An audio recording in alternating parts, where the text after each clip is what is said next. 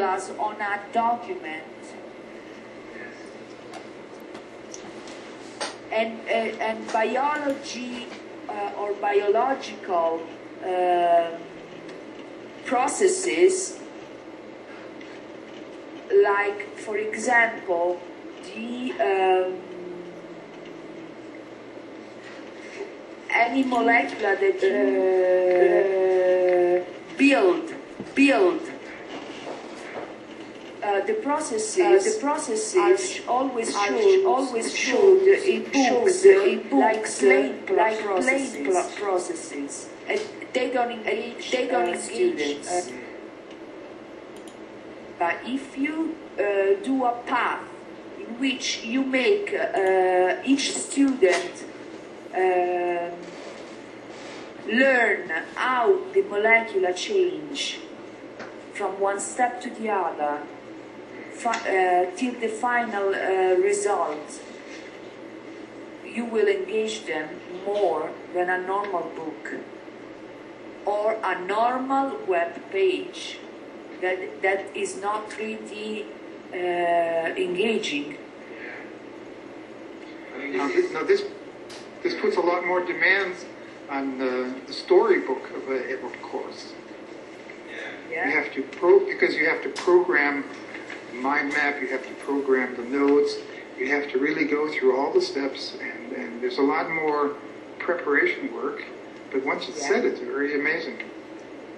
It is very amazing. It's very good to see this. It does illustrate very clearly the power of Second Life. Where do you find yourself still frustrated by Second Life? Where would you like to see the improvements coming? Well, yeah, we are planning. Oh yeah, no, yeah. That is something that has to be set up or better performed. We are going to see new improvements in 2010, as I said before, with the new plugin matches here in Second Life. So we will use more other plugins like Flash, for example. Some programs that need to be improved, or the possibility to all together write down a document. And this is coming next year, because we have a lot of people engaged in providing these new plugins, but it's coming. Okay. Claudia, anything you want to question?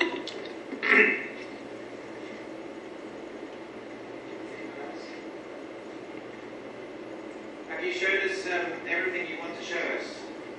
Oh, there was. No, yeah, just one thing, a little bit. For example, for a literature course. Yes. Can you imagine to engage people wearing the dresses and to walk into an environment that reproduces all the time, or the period you are studying? That sounds interesting. Can you demonstrate that? Yeah. I should find a teleport. You can be teleported back to James if he has to show you something else, and I will show you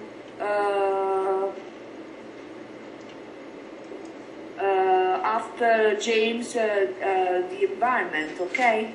Okay. Okay, I'll show him one. I'll teleport Rolf back. Okay, here he's falling in.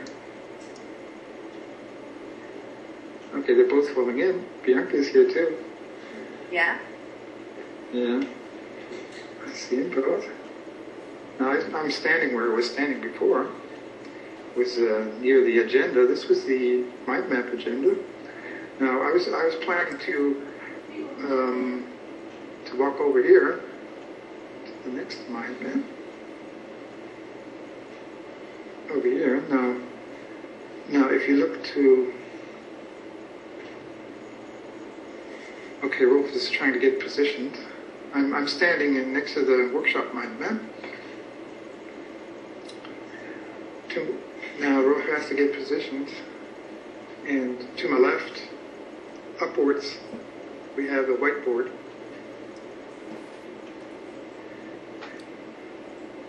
Now I was planning to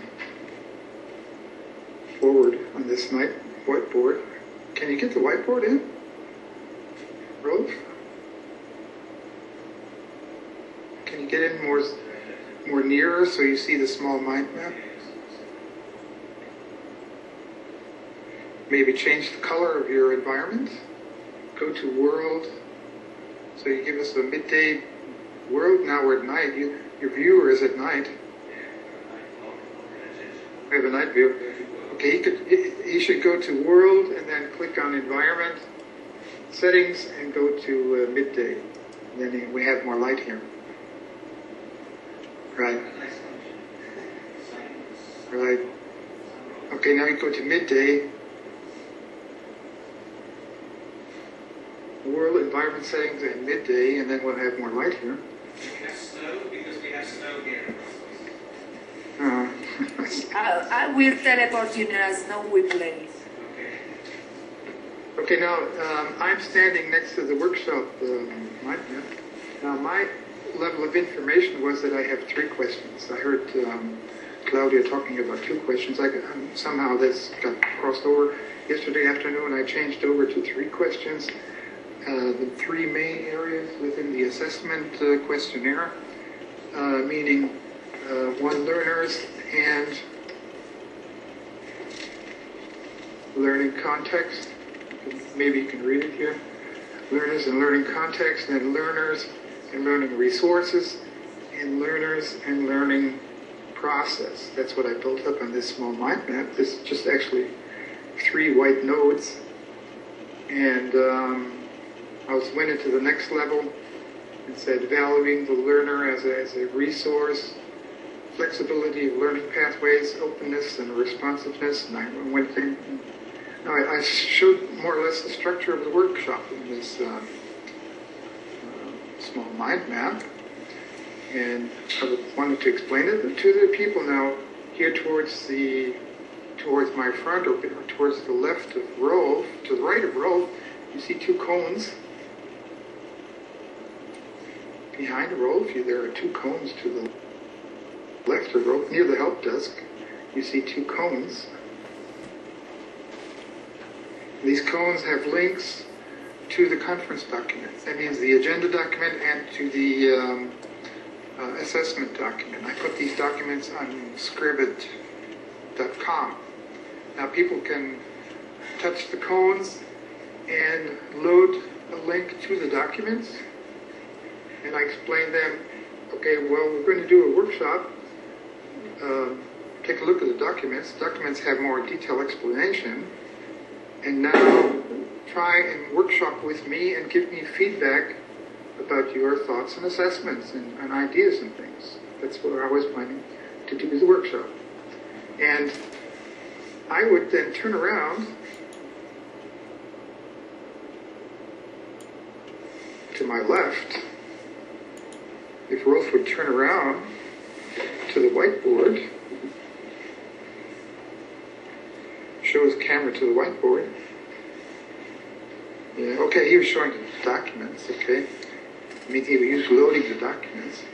Okay, now, I would say, up here I have a whiteboard, and I can change different slides in the whiteboard and explain, okay, learners and learning context. For example, I'm looking at that one. That's the first part in the first node.